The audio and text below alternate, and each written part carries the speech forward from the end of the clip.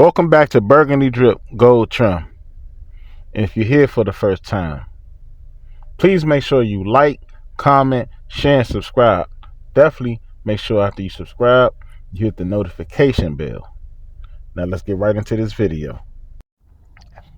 Back with a drip that hits and a trim that fits so eloquently well. It's your boy. Styled and curated by Royale Black.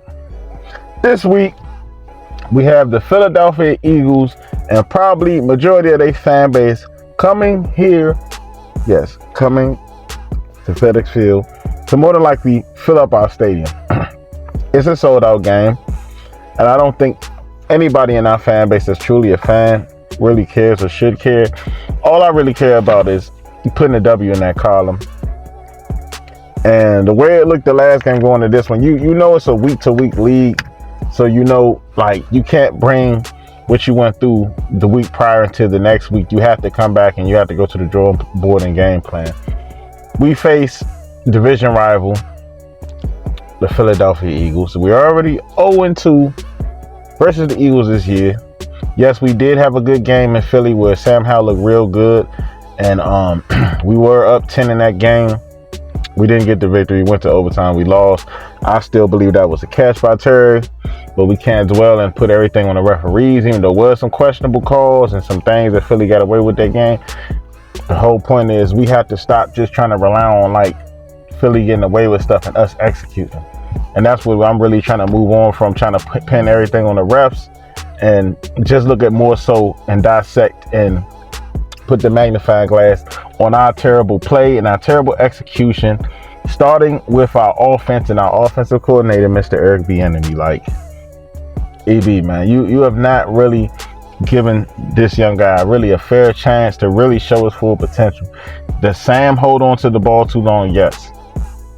But there's ways to fix that. And I'm tired of people saying, oh, well, he's not processed. A lot of young guys struggle with process, and there's always ways around it. There's always quick fixes. And I always say, go with the run game and go with the quick pass game. Hurry up and get the ball about his hands.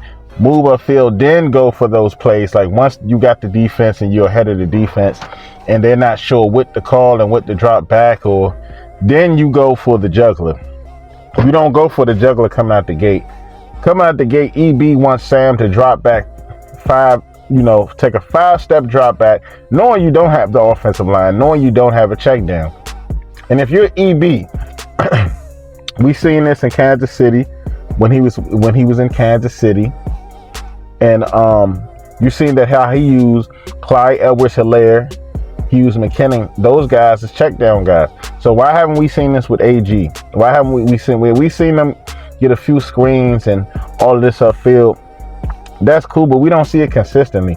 We don't see enough like bubble screens. We don't see enough of that. We don't see enough of the ball, like plays being drawn up, like quick plays to your playmakers. Terry McLaurin has not looked good in your offense. And he's played with like every quarterback, like every type of D, C grade quarterback you can think of. And he's looked better with them. He looked much better with Taylor Heineke in that offense than he does in his offense with Sam Howell, who is much more of a talented quarterback.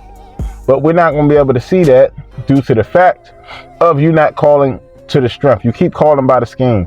You have to call to the strength. Okay, you want them to get into your scheme, I understand. But call plays that's to the strength of what you have on the roster as far as ability and playmaking. You have to give the ball to playmakers. Terry McLaurin, he should have way more catches than he has. So should Jahan Dotson. Have way more yards. I know it's not all about stats. We're trying to get that W. We're trying to hit who's open on the field. Like, even in the tight end game, where's Cole Turner at? Logan Thomas, he's cool, but won't you use more tight ends? Won't you try to switch things up? Won't you not be so captain obvious with your play calling? Because in the last few weeks, we can't even get on Jack Del Rio's case. We lost 14-7. The defense came and did their job. The offense did not show up. And it was a part of the game. You put Chris Rodriguez in the game. You start to see him eat up some ground and, cover some ground and take some clock with him and have more control and tempo of the game. Why do you always put him in the game for about 4 or 5 carries and you're like, oh, well, you're done for the day? Like, what's really going on in your head, Evie, with this play call? This is going to be a big game, a big matchup.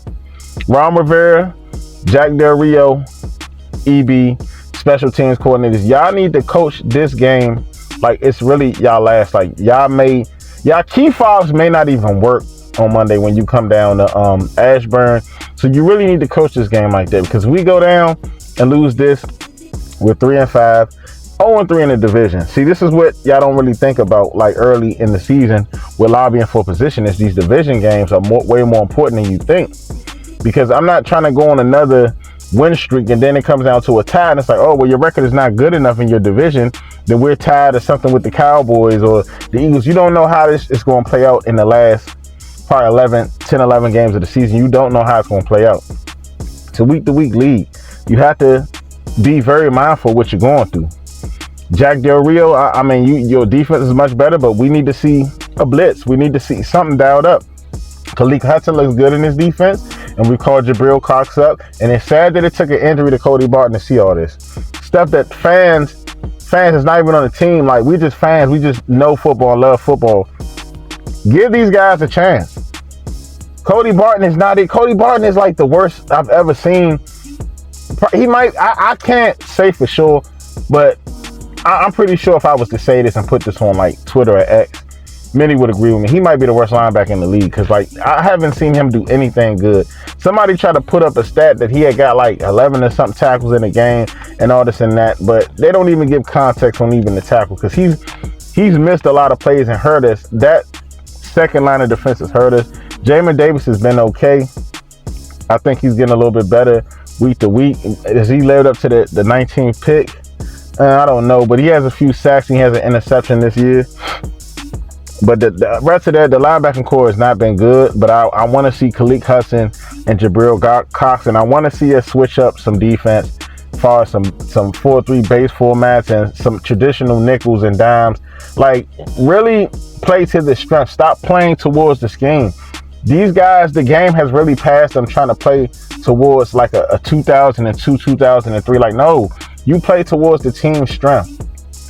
You put Ben St. Juice on A.J. Brown. You have him shadowing A.J. Brown the whole game. A big physical corner going against a big physical receiver. Don't, like Forbes, I haven't even seen Forbes the last 2 weeks. So I don't expect him to probably even come in this game unless he's going to come in probably on a few snaps or maybe a few packages. But that game against the Eagles shook his confidence. And Jack Del Rio, man, you really have to be held accountable for that. He wasn't ready. I knew he wasn't ready back in April. Everybody made a jump. Like, okay, he probably can be a ball hawk, but he's not ready to be the number one guy.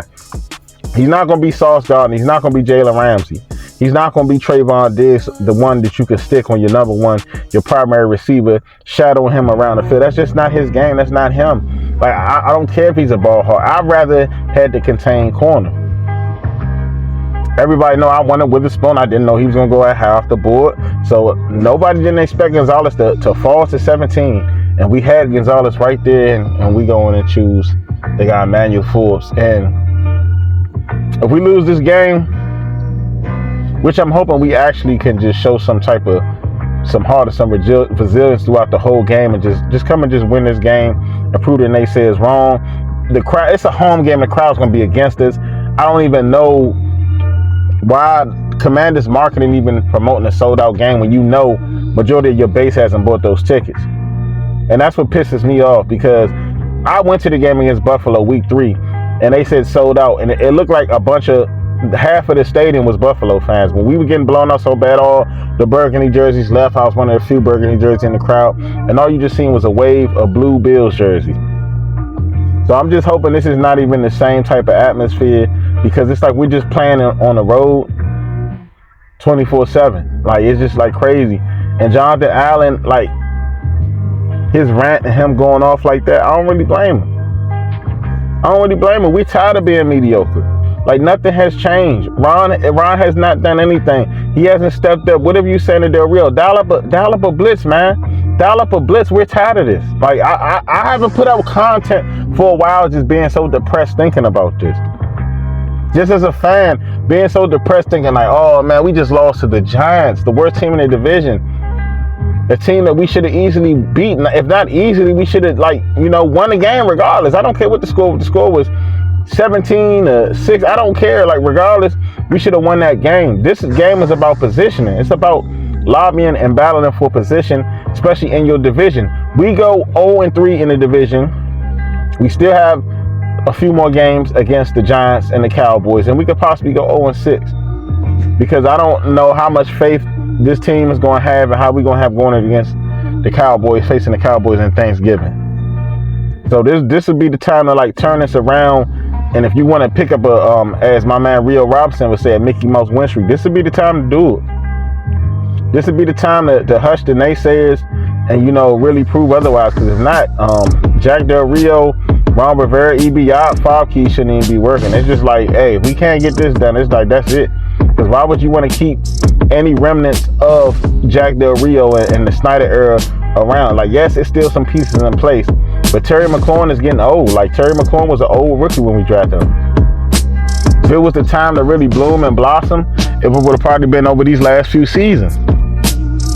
And I'm big on Terry McLaurin. I'm big on the guys we got on defense, but we might not see Cameron Curl return. We might see Montez or Chase, go elsewhere. This team might just be like, let's blow up the team. It's a lot of talent. It's a good draft. I'm not sure about the edges and the outside rushes, but somebody's going to come in and figure this out. But I'm not going to wrap y'all up too much longer. If I had to give y'all a prediction of the game, I'm really hoping we can pull this off. Like, if I had to give y'all a prediction of the game, man, I don't know. Like, the Eagles might get this one 28-23. The Eagles might get this one. We'll be blessed to even keep it close.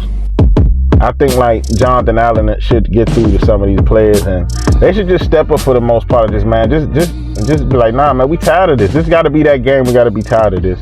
But, man, till next time, like, comment, share, and subscribe, man. I'm just hoping and praying for the best.